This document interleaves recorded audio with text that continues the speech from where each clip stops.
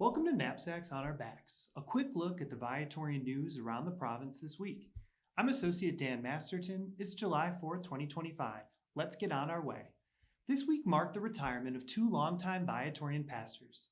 At St. Viator Catholic Community in Las Vegas, Father Richard Rinn has retired after 26 years. Father Rinn said words can be so feeble at times like this and shared the parish groups he'll miss working with regularly. He'll live nearby in retirement and return as a weekend assistant after some downtime, joking they'll never escape his three-part homilies. Father Edgar Suarez has now begun as pastor. At St. Patrick Church in Kankakee, Illinois, Father John Peters has retired after 18 years.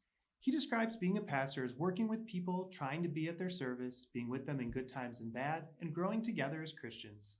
He'll remain in residence at St. Pat's in retirement and joked he will be pastor very emeritus. Bishop Chris Clancy has now begun as pastor.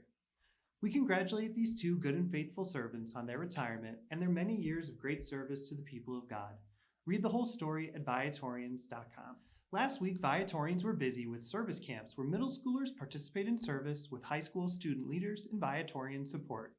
In Bourbonnais, Kankakee, Associates Ken and Michelle Berry had their 26th Hearts of Hope Week and first with Sacred Heart Pembroke as a Viatorian parish. In addition to serving at St. Pat's, LeSue Center, and Bishop Mack, it was a special rendition of their camp day with Pembroke Youth, since we are now pastoring the church there, where Hearts of Hope has been serving for decades.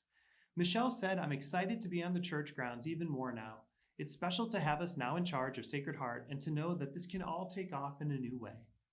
In Arlington Heights, St. Viator High School Service and Song anchors participants in prayer based on the parts of the Mass before sending them to a mix of service sites all week long.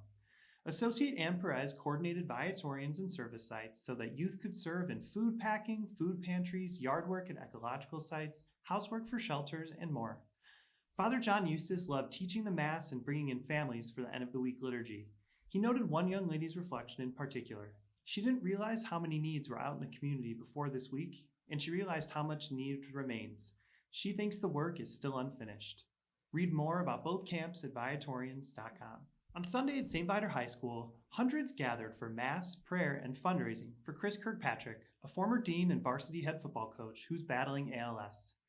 To rally with both prayers, including Mass by Father John, and financial support for Chris, his wife, and his three kids, Brother Rob Robertson teamed up with school community members to plan the day, get the word out, and show the Kirkpatrick family this support.